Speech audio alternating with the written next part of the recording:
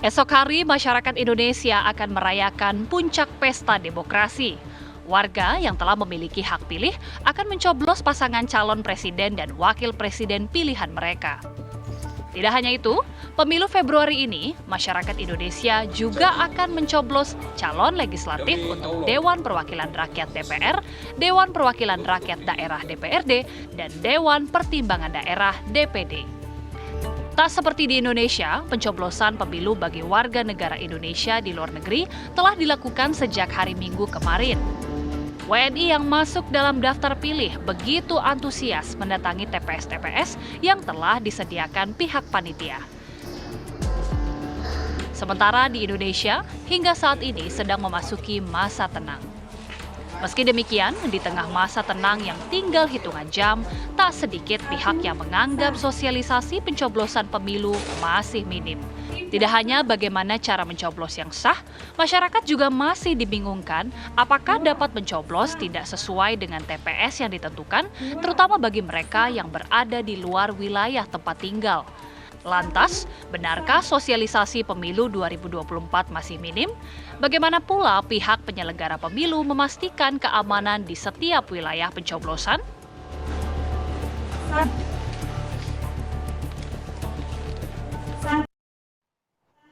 Langsung saja kita bahas bagaimana menguji sosialisasi dan juga keamanan pemilu tahun 2024. Sudah hadir di studio pagi hari ini, sudah ada Ibu Betty Epsilon Idrus, Komisioner KPU. Selamat pagi, Assalamualaikum. Pagi, Assalamualaikum. Terima kasih waktunya Ibu Betty. Kemudian juga sudah bergabung bersama kami Brigjen Pol Truno Yudo Wisnu Andiko, Karopenmas Mabes Polri. Selamat pagi. Pak Karopenmas, Assalamualaikum. Pak Karopenmas, selamat pagi, Assalamualaikum. Selamat pagi Mbak Rati, selamat pagi Mas Arief, selamat pagi Bu Betty. Pagi. Pak Karopenmas, izin kita mau ke Bu Betty dulu. Bu Betty, sudah menghitung jam saja kita sebenarnya untuk puncak pesta demokrasi Indonesia. Tapi juga di sisi lain masih banyak yang disoroti. Pertama, sosialisasi dianggap masih minim. Kemudian juga tadi pendistribusian, juga apakah sudah merata ke seluruh Indonesia, logistik pemilunya. Kemudian juga bagaimana nih KPU sendiri benar-benar maksimal nantinya tidak ada pelanggaran, tidak ada potensi kecurangan yang terjadi. Ya, pertama sosialisasi yang dilakukan oleh penyelenggara pemilu itu tidak hanya dilakukan oleh Komisi Pemilihan Umum secara tingkat nasional, ada KPU Provinsi, ada KPUan Kota, bahkan sampai KPPS yang sudah kita bentuk. KPPS yang datang dari rumah ke rumah yang menyampaikan form C pemberitahuan itu sekaligus juga sebagai salah satu bentuk sosialisasi agar Mas dan Mbak datang ke TPS besok tanggal 14 Februari 2024. Ya. Itu salah satu bentuk sosialisasi. Bentuk sosialisasi yang lain tentu kita pernah, Bapak Ibu pernah kami memfasilitasi penyelenggaraan debat. Lalu kemudian bentuk-bentuk yang lain ada pemutaran film dan lain-lain itu juga sudah dilakukan oleh Komisi Pemilihan Umum. Nah, pertanyaan berikutnya soal pendistribusian logistik.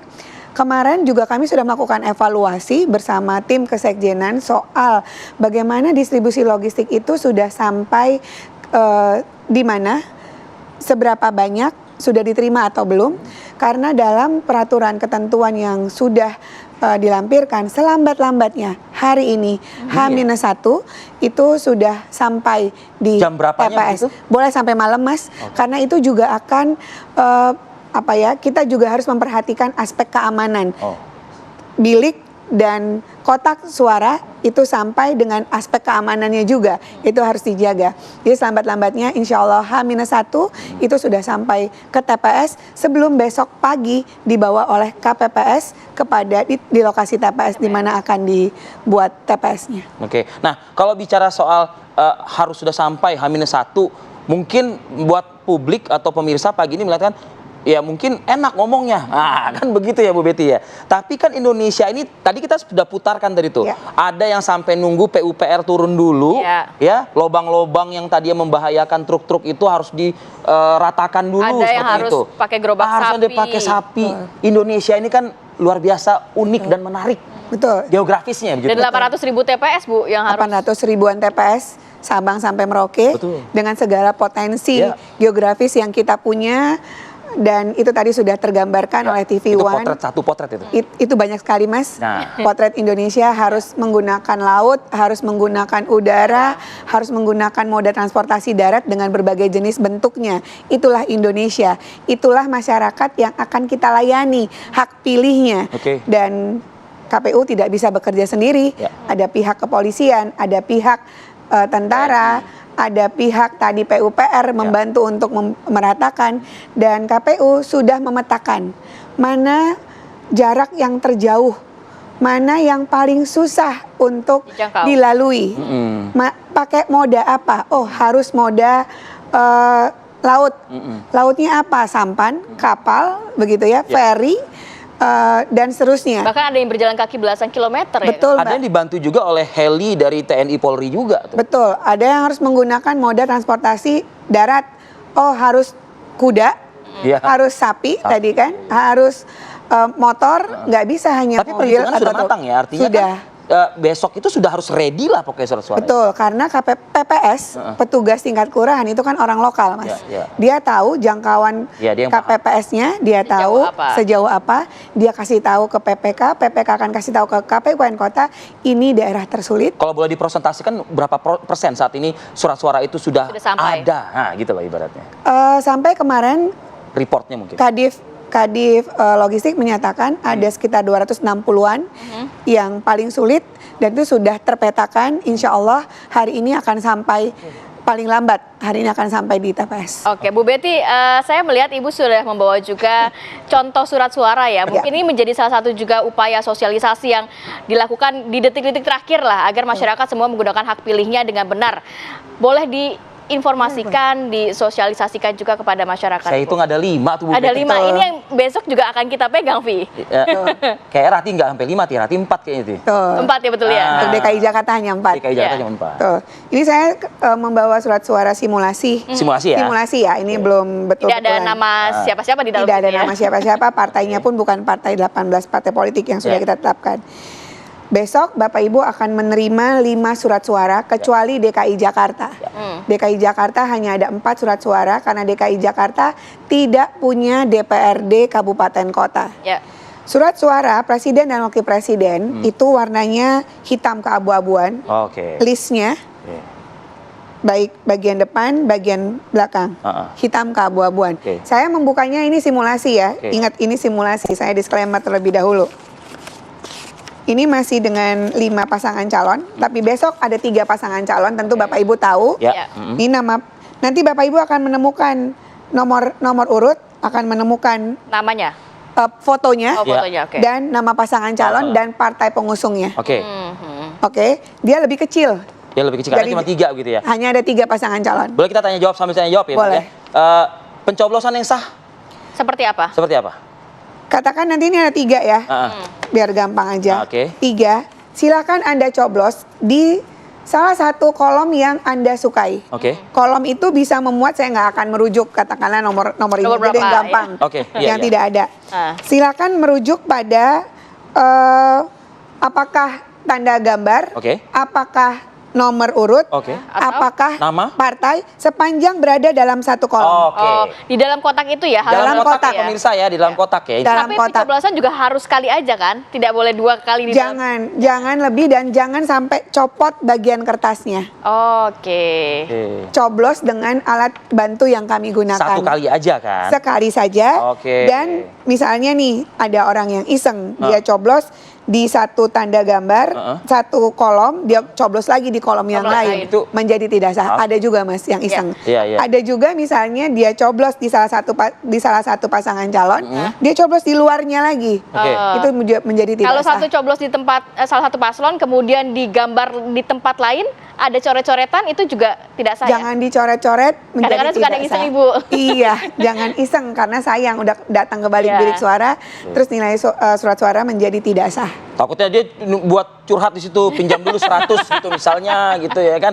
Bu Betty, boleh nggak sih Bu? Ini awam aja nih ya kan, praktek yang udah dilakukan oleh banyak oknum-oknum masyarakat. Saya menggunakan oknum ya. Dicoblos tapi sambil direkam pakai handphone. Jangan, karena asas Sekali lagi Bu, boleh atau tidak? tidak boleh. Nah, itu. Karnya asasnya adalah Dibilang nggak boleh, tapi masih dilakukan nih. Lihat aja umum, besoknya. langsung umum bebas rahasia. Kerahasiaannya harus dijaga. Ingat, kerahasiaannya harus dijaga. Hanya kita yang tahu siapa yang kita coblos. Jangan Disebarkan. mengungkap kerahasiaan, namanya juga rahasia. Iya. Ibu Betty, Boleh kalau ditegur oleh misalnya- KPPS nggak kalau misalnya seperti itu? KPPS misalnya dia di dalam TPS dia ngasih tahu. Dia kan ngangkat handphone tuh begini gitu. Boleh Bukan nggak ditegur, ditegur tuh? tidak boleh membawa handphone ke balik bilik suara. Oh, tapi Kebalik dicek bilik juga, suara. betul. Dicek juga. Ya kalau di ini enggak ya yang Hanya pasti kalau ketahuan jangan dibawa, nanti dititip dulu ke orang yang dia percaya atau di luar, sebelum pulang ambil lagi. Bu Betty, ada pertanyaan lain ya terkait kalau memang kita sudah salah mencoblos, boleh nggak minta lagi untuk surat suaranya? Salah mencoblos? Sebaiknya. Maksudnya mungkin tadinya mencoblos agak di luar sedikit dari kolom, kemudian takut nggak yakin tidak Takutnya nggak sah terhitung, jadinya, tidak gitu. sah, boleh Ya. minta lagi nggak ke? Kami menganjurkan agar surat suara sebelum masuk ke TPS cek dulu. Buka lebar-lebar. Clear ya, udah ada Clear. lubangnya apa belum? Belum, iya. Sehingga surat suara itu tidak dikategorisasi rusak. Oke. Jadi yang boleh diganti adalah surat suara yang rusak. Oke. Dan sebelum datang ke balik bilik suara udah yakin nih, ini masih punya waktu nih, 24 jam lah, 24 jaman lagi, masih punya waktu. Oke, saya akan mencoblos si Fulan untuk DPR RI, untuk DPRD provinsi, seterusnya sampai presiden dan wakil presiden. Nah, kita coba nanti kulik-kulik lagi surat suara ini, tapi saya ke Pak Truno Yudo dulu ya, Pak Karopenmas. Pak Karopenmas, untuk kepolisian sendiri Pak, bagaimana mungkin menghadapi pesta demokrasi esok hari ini Pak, kesiapannya dan jaminan keamanannya? Baik, Mas Arief, kami jelaskan. Yang pertama, Polri menggelar operasi Mantap Berata Pemilu 2024 ini. Tentunya dengan pendekatan preemptif, preventif, dan didukung oleh Satuan Penugasan Penegakan Hukum, Humas, dan bantuan operasi lainnya. Kemudian, yang perlu kami sampaikan untuk kesiapan menjelang esok, 14 Februari 2024, beberapa hari yang lalu atau pada minggu yang lalu, sejak Jumat, hari Sabtu, dan Minggu sampai dengan saat ini ya, tentunya sudah melakukan penggelaran personil yang akan mengamankan di TPS-TPS. Dan perlu diketahui seluruh personil yang terlibat adalah 195.819 personil yang tentunya ini akan mengamankan TPS-TPS di seluruh pelosok Indonesia. Dan kemudian untuk memastikan juga berdasarkan nota kesepahaman antara Polri dan juga dengan KPU Republik Indonesia, juga ada nota kesepahaman terkait dengan sinergitas untuk mengamankan penyelenggaraan pemilu yang tentunya penyelenggaraan ini dilaksanakan oleh KPU, dan sehingga harapannya pemilu ini akan berjalan dengan aman, dengan damai, kemudian juga bermartabat. Artinya juga kami meyakinkan untuk logistik sudah kami amankan dan kawal sampai dengan ke tempat-tempat, sebagaimana tadi Bu Betty juga sudah sampaikan, logistik dan kemarin juga sudah koordinasi dengan KPU layak untuk dipakai dan kemudian aman sampai dengan tujuan. Tentunya proses ini masih berlangsung ya, karena beberapa hakikat kerawanan yang perlu masih kami secara dinamis cepat. Dan kemudian melihat dari karakteristik kerawanan Kamtipmas, termasuk secara geografis, baik itu secara geografis karena sulit dijangkau, dan kedua juga yang rawan bencana alam. Sejauh ini kami sudah menyiapkan, kemarin Kaopspus Operasi Mantap Berata, yaitu Bapak Kabahar Kampolri, ini sudah mengecek kesiapan, di mana cek secara peralatan, perlengkapan, kemudian juga kondisi kesehatan personil, dan kemudian juga mengisi waktu dengan pelatihan-pelatihan, dan tentu memiliki buku saku yang mendasari juga ada SOP, Standard Operating Procedure, dan selalu berkoordinasi membangun komunikasi, pengamatan, perkembangan situasi dengan para stakeholder, dan tentunya juga kami menghimbau juga kepada masyarakat bersama-sama, mari kita mengamankan, menciptakan rasa persatu dan kesatuan sehingga tadi pemilu aman, damai, dan lancar serta juga bermartabat, Mas Arief. Ya, Pak Karopenmas, kalau tadi sudah disinggung oleh Pak Karopenmas, titik-titik kerawanan begitu ya Pak ya. Sebetulnya apa sih Pak yang menjadi variabel kerawanannya ini begitu? Dan sekaligus Pak, mumpung juga saat ini pemirsa juga menyaksikan kita, apa mungkin bisa disampaikan oleh Polri agar masyarakat ini juga bisa paham dan juga mendapat informasi yang akurat mengenai netralitas TNI dan Polri, dalam hal ini adalah Kepolisian Republik Indonesia. Baik, yang pertama tentunya Mas Arief kami jelaskan indikator terhadap kerawanan. Kami membagi beberapa daerah TPS menjadi 3 kategori ya. Baik itu sangat rawan, kemudian rawan, dan kurang rawan. Dengan sistem pola pengamanannya tentunya kami sampaikan di sini ada wilayah sangat rawan adalah 2 personil, 1 TPS dengan 2 petugas ketertiban di TPS. Kemudian wilayah rawan sendiri perlu kami jelaskan ini akan dilakukan oleh 2 personil Polri, 2 TPS dan 4 petugas ketertiban TPS. Sedangkan wilayah kurang rawan ini ada beberapa pola ya. 2 personil Polri, 6 TPS dengan 12 petugas TPS, kemudian 2 personil Polri, 8 TPS dan 16 petugas TPS, serta 2 personil Polri, 10 TPS dengan 20 petugas ketertiban TPS. Terkait dengan indikator hakikat masing-masing dari Ops Mantap Brata ya, ini ada di daerah baik itu Polda sampai dengan tingkat Polres. Maka tentu menilai dari karakteristik kerawanan secara Kamtibmas, ini masing-masing Opsda atau Satgas Ops di daerah ini melakukan pemetaan baik itu kerawanan Kamtibmas maupun geografis dan rawan bencana alam. Seperti yang diketahui di daerah Jawa Tengah atau tepatnya di daerah Demak, Grobogan ya, itu ada bencana alam. Tentu kami juga mengacu pada nota kesepahaman oleh KPU bersinergi terkait dengan penyelenggaraan, maka pola pengamanannya tetap kami mengacu kepada penyelenggara, dalam hal ini adalah KPU. Kemudian juga terkait dengan netralitas, kami meyakinkan Polri netralitas ya dengan beberapa pedoman karena ini merupakan amanat pada peraturan dan undang-undang, serta juga menjadi harapan seluruh elemen masyarakat. Bapak Kapolri pada kesempatan apapun selalu menyampaikan terkait dengan Polri netral. Dan kemudian apa yang menjadi aturan acuan ya tentu ada Undang-Undang Nomor 2 Tahun 2002 tentang Kepolisian Negara Republik Indonesia pada pasal 28, dan juga ada peraturan pemerintah PP bahwasannya polisi atau Polri tidak melakukan politik praktis dan tidak memiliki hak memilih dan kemudian dipilih. Dan satu hal lagi perlu kami yakinkan kepada seluruh masyarakat, dalam pola pengamanan kami selalu bersinergi dengan para stakeholder, dalam hal ini ada TNI, kemudian ada pemerintah daerah, ada KPU, ada Bawaslu. Namun demikian kami juga berharap kepada seluruh masyarakat menjadi bagian yang mensukseskan pesta demokrasi ini dengan aman, damai, dan tentunya menghasilkan hasil yang bermartabat, berintegritas maupun berkualitas. Begitu Mas Arief.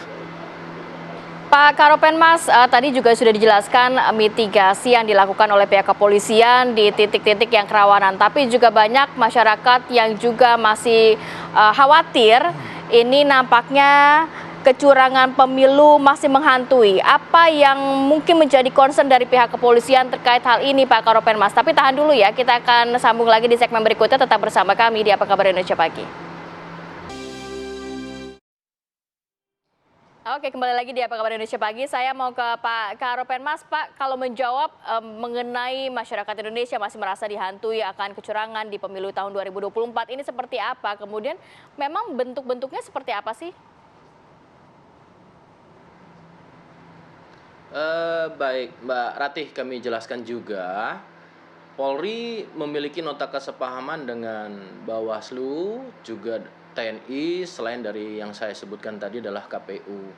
Dalam proses pemilu ini tentunya Bawaslu menjadi bagian daripada pengawasan pada penyelenggaraan pemilu sehingga pemilu ini aman, damai, termasuk juga berkualitas dan berintegritas. Namun demikian dalam pengawasan secara penyelenggaraan oleh Bawaslu, kami juga terikat dengan adanya Gakumdu ya, sentra Gakumdu. Dalam proses Gakumdu tentu di situ ada unsur Bawaslu, setiap kecurangan dan kemudian apa yang menjadi temuan ataupun laporan masyarakat itu akan diterima melalui Bawaslu. Kemudian Bawaslu akan melakukan kajian-kajian, penelitian terhadap setiap laporan tersebut. Kemudian ada hal yang perlu dicatatkan ketika dalam kajian Bawaslu atau penelitian menjadi adanya dugaan pelanggaran atau tindak pidana pemilu ya, tentu akan berkoordinasi dan melaksanakan secara sistem dalam proses penegakan hukum, yaitu di situ ada Polri maupun dari Kejaksaan. Namun demikian jauh yang lebih penting ya daripada tadi ada hal-hal yang mengkhawatirkan, kami juga turut menghimbau kepada seluruh stakeholder ya, tentunya kita sama-sama berdoa dan kemudian sama-sama melakukan apa yang menjadi komitmen konsisten sehingga pemilu ini aman dan damai. Tentunya hal-hal yang bersifat temuan dan laporan ini bisa diantisipasi dan tidak terjadi tentu harapan, karena ini menjadi amanat undang-undang dan tentu juga menjadi harapan seluruh elemen masyarakat. Namun demikian Polri juga mengucapkan terima kasih sejauh ini seluruh stakeholder, baik itu tokoh agama, tokoh masyarakat, para kontestasi ya, harapannya semoga juga nantinya dalam hal pemilihan umum ini dapat berjalan dengan baik. Dan kita ketahui juga ya, pemilu ini kan pemilu dan pilkada serentak serta juga nantinya ya, dan juga kemudian di seluruh Indonesia, termasuk waktu pemilihan ini kan juga bersamaan dan juga berdekatan. Dan kemudian juga kondisi geografis ya, tentunya Polri bersama-sama tadi dengan stakeholder baik itu Bawaslu, KPU, TNI, pemerintah daerah juga berharap kepada masyarakat untuk turut mengamankan. Dan artinya saat ini seluruhnya terawasi dan ada saluran-saluran dalam fungsi pengawasan. Begitu Mbak Ratih. Nah, ini menarik Pak Karopenmas, kalau tadi sudah disinggung soal Polri, Kepolisian Republik Indonesia bekerja berdasarkan undang-undang ya, negara Republik Indonesia. Bagaimana mungkin fungsi tugas yang diatur oleh undang-undang ini juga bisa dipahami, juga bisa dimaknai oleh masyarakat dalam hal pengawasan, pengamanan di tingkat PPS, tingkat berlanjut ke PPK, begitu ya Bu Betty ya, hingga nanti surat suara itu mungkin dibawa ke pusat, kan begitu kurang lebih. Nah, banyak sekali elemen-elemen masyarakat yang juga mengatakan dan mendeklarasikan dirinya adalah pengawas pemilu. Artinya berhak juga untuk ikut mengawal surat suara tersebut, logistik tersebut, hingga ke level pusat nantinya. Peran fungsi Polri perlu dipertegas Pak mengenai undang-undang ini. Silakan Pak Karopenmas. Peran Polri di sini tetap mengamankan dan mengkawal baik tadi distribusi logistik dan termasuk tahapan kegiatan-kegiatan sampai dengan saat ini ya, dan kemudian bekerja sama dengan KPU selaku penyelenggara, dan dalam pengawasan adalah Bawaslu dan seluruh elemen masyarakat. Terkait dengan dari mulai saat ini persiapan untuk esok hari saat pencoblosan nanti atau pemungutan suara, kemudian pada saat pelaksanaan kegiatan kami juga berkoordinasi Polri dalam hal ini dengan ada TNI, Bawaslu, KPU, termasuk juga elemen masyarakat yang nantinya pada saat kegiatan kemudian pasca pemungutan suara ya, kemudian diamankan dan kawal kembali sampai dengan tingkat kecamatan, kemudian kabupaten atau kota sampai dengan provinsi. Tentunya tahapan-tahapan ini sudah masuk bagian daripada operasi Mantap Brata 2024 ya, di mana mengedepankan tadi fungsi-fungsi yang sudah kami jelaskan adalah preemptif dan kemudian preventif. Semua satuan penugasan, baik itu pendukung, bantuan operasi, kemudian ada Satgas Humas, kemudian juga ada Satgas Penegakan Hukum.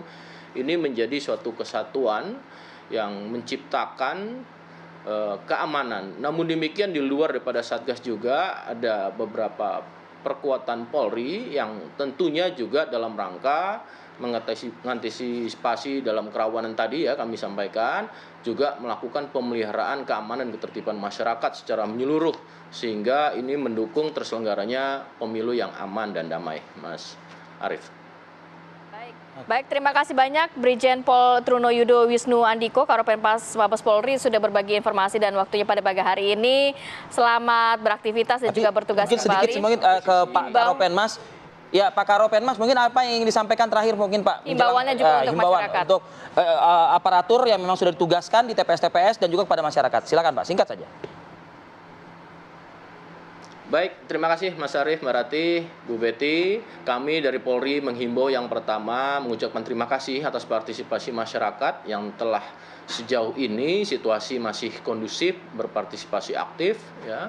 Kemudian yang kedua tentunya antisipasi terkait dengan hoax dan tentu juga masa tenang ini kita ciptakan bersama-sama ya sehingga esok hari bisa aman dan damai. Kemudian juga kami menghimbau tetap menjaga dan mempererat persatuan dan kesatuan tentu dalam frame Negara Kesatuan Republik Indonesia. Sekali lagi kami Polri mengucapkan terima kasih kepada seluruh stakeholder.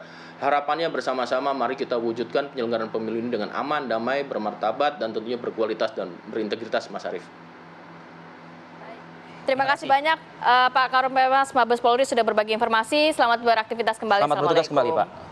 Nah ini saya ke Bu Betty kalau kayak gitu. Bu Betty, mencegah hal-hal yang tidak diinginkan kalau berkaca ke 2019 Bu Betty, sekali lagi bukan ingin membuka luka lama, tapi kita banyak sekali kehilangan pahlawan-pahlawan terdepan tuh yang ikut berada di TPS, bahkan mengawal hingga ke provinsi seperti itu, mereka harus gugur dalam tugas, bisa katakan seperti itu. Nah ini antisipasi hal yang seperti ini Bu, ke depan untuk 2024 ini mungkin. Berkaca pada pengalaman 2019, saya Ketua KPU DKI Jakarta, perjalanan pengalaman pemilu itu kemudian menyebabkan kami di KPU RI mensyaratkan untuk menjadi calon anggota PPK, PPS, dan KPPS itu usia maksimum 55 tahun. Jadi tidak ada lagi yang lebih daripada itu usianya? Betul, maksimum usia 55 tahun, tidak memiliki penyakit komorbid. Penyakit bawaan. Betul, dan kami juga menghimbau agar KPU Kabupaten Kota itu berkoordinasi dengan pemerintah daerah setempat untuk bersama-sama ngecek warganya yang notabene adalah petugas KPPS. Kita juga, petugas KPPS, PPK PPS, agar bisa dibantu menjaga tanda kutip kesehatan mereka. Sehingga nanti di hari pemungutan suara kan nanti hektiknya ini Mas, ketika H- beberapa karena harus menyiapkan logistik. Lalu kemudian logistik sampai di mereka, nanti di PPK yang akan lebih repot ketika rekapitulasi berjenjang secara resmi, mereka akan... Bisa 24 jam itu Bu ya? Lebih ya Bu ya bahkan ya? Enggak, waktu cuma 24 jam Mbak. Waktu cuma 24 jam. Jadi mereka akan bekerja, tapi asupan, kami selalu mengingatkan, menghimbau asupan energinya, asupan makannya itu tetap terjaga. Tidak hanya logistik suara tapi logistik pribadi. Betul, juga, ya? Jangan sampai zolim juga sama diri sendiri, sehingga pekerjaan tetap dapat berjalan sesuai dengan waktu yang sudah kita tetapkan, berjenjang dari TPS, penghitungan suaranya, MK juga sudah menambah waktunya, harinya, dan dalam kebijakan yang kami ambil untuk 2024, salinan C1 hasil, C hasil, dulu itu kan dilakukan sebanyak jumlah saksi, dan salinannya kan banyak sekali ya Mas. Jadi bayangkan berapa partai politik peserta pemilu, berapa caleg yang ikut begitu. Nah sekarang salinannya satu, boleh difotokopi. Karena mesin fotokopi termasuk anggaran yang kami siapkan di setiap TPS, karena anggaran TPS juga kami naikkan. Selain juga anggaran untuk honor ketua dan anggota juga sudah direvisi. Juga sudah kami revisi, termasuk juga operasional di KPPS juga sudah kami tingkatkan untuk pemilu tahun 2024. Insya Allah membantu untuk penyelenggaraan pemilu tahun 2024. Baik. Terkesima seperti tadi. Nanti juga saya juga mau mungkin mendalami beberapa hal yang juga tadi disampaikan Pak Karopenmas ya ke Bu Betty seperti apa. Kita akan kembali lagi saat lagi tetap bersama kami.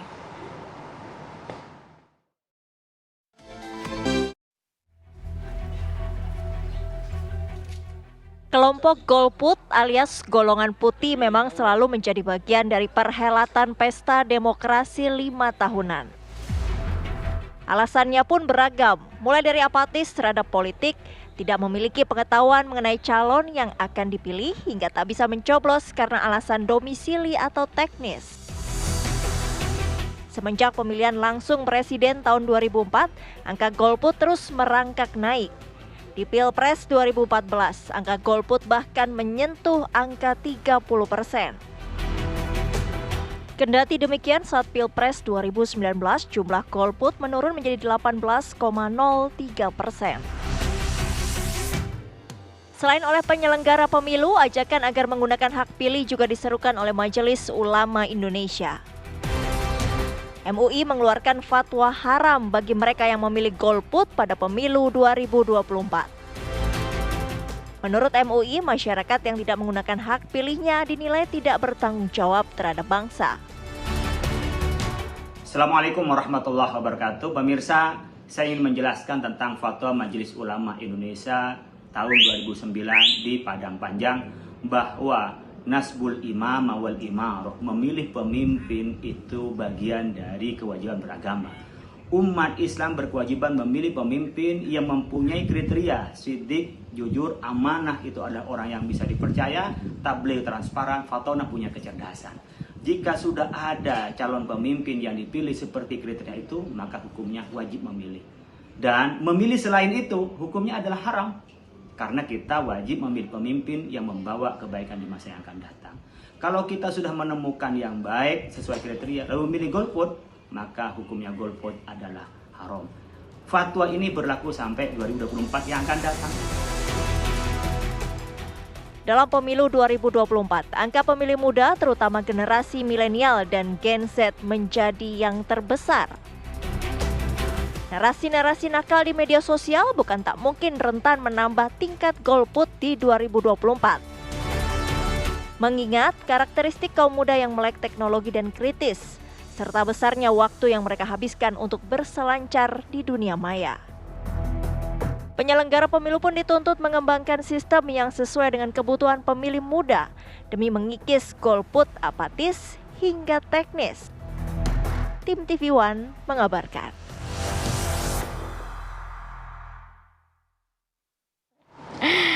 Benar, Oke. masih privasi ini. Masih. Privasi, ya? Yang penting saya menyumbangkan hak suara saya lah esok hari. Kalau nggak haram golput. Haram golput tadi kan dikatakan ya. Bu Betty, ini kalau melihat pertama angka golput, bagaimana himbauan dari KPU juga. Terus banyak juga masyarakat yang kayaknya males ribet, Bu. Jadi kalau udah saya nggak terdaftar nih di TPS ini, ya udahlah. Daripada ribet-ribet, saya mendingan gak usah pilih gitu. Ya. Padahal sebenarnya masih bisa juga ya, Bu ya. Masih bisa untuk orang yang tidak terdaftar memilih di TPS lain atau gimana? Oke. Memilih di Indonesia adalah hak. Hak, bukan kewajiban. Kalau kewajiban itu saya nggak milih, saya dapat denda. Kalau ini hak, golput menjadi hak orang juga. KPU nggak bisa maksa orang untuk gunakan hak pilihnya, begitu. Tapi itu menurut kita semua itu bukan solusi terbaik. Kalau kita cinta sama Indonesia, gunakan hak pilih. Karena disinilah saatnya nilai saya dengan nilai Mbak Ratih dan Mas itu sama. One man, one value, one vote, one value, sama. Jadi kita punya nilai yang sama untuk datang ke balik bilik suara, dihitung dan hitungan kita direkapitulasi untuk menentukan segelintir orang yang akan memerintah kita secara bersama-sama melalui kebijakan yang akan diambilnya. Sehingga kami menyarankan silahkan datang ke TPS, coblos pilihan yang paling Anda sukai tanpa intervensi dari siapapun. Oke, Bu. Satu hal. Intervensi dari siapapun. Tapi bagaimana, Bu? Ini saya juga mendelivery pertanyaan yang saya ambil dari jagat media sosial gitu ya. Bagaimana juga kalau KPPS, petugas KPPS-nya secara tidak langsung, indirect sebetulnya, juga mengintervensi jangan-jangan gitu. Dengan misalnya memilih pakaian-pakaian yang cenderung merepresentasikan salah satu paslon. Misalnya menggunakan dominansi warna merah, warna biru, warna kuning, yang kayak gitu-gitu lah Bu, gitu. Iya. Itu gimana tuh? Jadi kalau petugas KPPS kan petugas KPU, memperlihatkan saja kami hindari, tidak boleh karena akan cenderung berpihak kepada salah satu pihak atau pada salah satu pasangan calon. Jadi nanti kita bisa ingatkan, temui di mana gitu. Sebaik mungkin gunakan yang bebas nilai karena kita akan melayani masyarakat dengan semua pilihan beragamnya. Jadi kita layani sebaik mungkin karena yang kita layani di TPS itu bukan hanya pemilih, tapi juga peserta pemilu dan juga pengawas di TPS. Iya, artinya begini, kalau misalnya himbauan dari Bu Betty ini yang harusnya didengar dan dilaksanakan oleh KPPS ini justru masih ada ditemukan, masyarakat berhak melaporkan atau mungkin gimana? melakukan apa? Karena viral juga Bu di media sosial kan, ada baju-baju dari KPPS ini yang kerja-kerja KPU ini dilihat banyak orang, tidak hanya oleh pengawas pemilu, tidak hanya oleh DKPP, mungkin aparat penegak hukum yang lain, tapi juga netizen. Itu. Jadi ya. Apalagi handphone cepet banget kan betul. sekarang. Jadi semua warga masyarakat bisa menjadi warga net kan. Jadi ya sebaik mungkin kita bekerja sesuai dengan ketentuan sehingga tidak menimbulkan persoalan. Tapi nggak dari KPU sendiri? Kalau kami mendapatkan masukan, tanggapan, nanti tentu akan kita langsung tanggapi. Bu, pertanyaan titipan. Titipan produser saya. Jadi gini, singkat saja Bu, cepat saja highlight. Kita boleh buka surat suara calon legislatif mungkin Bu? Oke. Legislatif itu ada 3 hal. Iya. DPR RI warna kuning, provinsi warna biru. Ya. Lalu kemudian yang hijau itu untuk DPRD kabupaten kota. Kabupaten kota. Semuanya bentuknya sama. Besar. Ini besar banget malah. Tebal juga. Karena tebal karena gede, besar. Nah ini kenapa besar? Karena memuat partai politik dan nama caleg. Karena kita proporsional terbuka. Itu tadi yang ingin ditanyakan adalah bentuk sahnya suara caleg tersebut Bu, gitu. Oke. Ini dibuka perlahan ya. Dicek dulu. Ikuti lipatannya. Bantuin. Dicek dulu juga ya, mungkin ya nggak ada yang robek atau apa. Betul. Ya. Dan ikuti lipatannya. Sebisa mungkin tidak keliru coblos. Ikuti iramanya. Ikuti lipatannya. Ini juga simulasi. Nama-nama partainya, nomor urutnya belum sesuai dengan yang akan Bapak Ibu lihat nanti di balik bilik suara. Jadi karena besar, kenapa besar Bu Betty? Karena memuat tidak hanya partai politik dengan logonya saja, tapi juga nama-nama calonnya.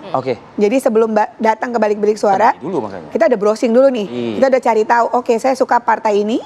Dari partai ini sebisa mungkin pilih calegnya. Kenapa? Karena proporsional terbuka. Ketika proporsional terbuka, kita diberi kesempatan untuk tahu kepada siapa kursi akan kita berikan. Person gitu ya? Kepada person siapa? Karena ketika partai mendapatkan kursi, si caleg terbesarlah yang mendapatkan kursi itu. Tapi kalau misalnya nanti hanya dicoblos di samping nama partai, itu sebenarnya sah. Tapi tujuan proporsional terbuka menjadi tidak tercapai. Jadi memang ketika harus partai mendapatkan kursi di nama calonnya ini. Betul. Di nama kalau calon bisa aja atau boleh juga dengan partainya juga? Boleh. Berarti 2 kali lobang boleh? Dalam satu kolom yang sama. Betul. Tapi akan dihitung untuk si caleg. Tapi kalau misalnya lebih dari itu, misalnya dia mencoblos nama saya, nama Mbak Ratih dalam satu kolom partai politik, itu akan menjadi suara partai. Jadi misalnya caleg nomor urut 1-nya Bu Betty, caleg nomor urut 4-nya Kamarati. Berarti itu masih sah untuk sah partai.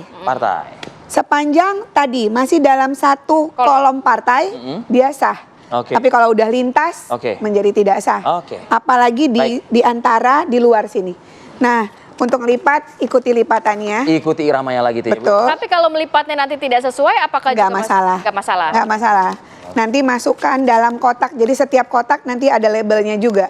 Biru masukin ke biru, yang hijau masukin ke hijau, yang merah masukin ke merah, yang hitam masukin ke hitam. Jadi itu berlaku untuk 3 surat suara lainnya ya? Sama. Karena peserta pemilunya adalah partai politik. Ya. Jadi kenali dulu, oke maju DPR RI di dapil saya siapa, DPRD-nya siapa. Ya, yang Kalau terakhir? DPD-nya Baik. ada fotonya loh Mbak. Oh, kalau DPD ada foto ya. Dan please ya, ini juga dicoblos karena pengalaman pemilu 2019 Banyak yang tidak mencoblos ya. banyak yang tidak mencoblos sehingga surat suara menjadi tidak sah juga. Oke. Aduh, Terakhir pilih- mungkin itu himbauan DPD dari kan? DPD. Oke. dari Ini senator, jangan hanya legislator berarti. Bu Betty, himbauan terakhir kepada masyarakat Nah, seperti oke, apa? Bu. Bapak Ibu semua pemirsa TV One masih punya kesempatan untuk cek dirinya terdaftar dalam DPT di cekdptonline.kpu.go.id. Datang sesuai TPS di mana Anda terdaftar, membawa form C pemberitahuan, datang ke TPS dengan disertai dokumen kependudukan yang sah. Untuk kemudian bisa dicek apakah betul ini Mbak Ratih sesuai dengan form C pemberitahuannya. Lalu kemudian ketika Anda terdaftar dalam DPT, Anda akan mendapatkan surat suara lengkap. Kalau Anda adalah pemilih pindahan, membawa form A pindah memilih. Anda mendapatkan surat suara tergantung apakah dapilnya sesuai dengan yang tertera di form A pindah memilih. Lalu kemudian untuk Anda yang tak terdaftar sama sekali di DPT, Anda tidak kehilangan hak pilih. Anda tetap punya hak pilih sepanjang memiliki KTP elektronik. Menggunakan hak pilih harus sesuai dengan alamat tertera. Oke. Sesuai dengan alamat tertera di KTP elektroniknya. Dan baru dapat dilayani sepanjang surat suara tersedia. Oke. Itu yang ada dalam Undang-Undang 7 tahun 2017. Baik. Oke, terima Bu kasih Betty banyak. Epsilon Idrus, terima kasih Bu Komisioner Betty. KPU RI. Bismillah Bu, lancar. Sehat Moga selalu. Dan ada jam waktunya ya Mas tadi, DPT, DPTB, dan DPK. Ya. Siap. Oke, terima kasih banyak Ibu. Assalamualaikum.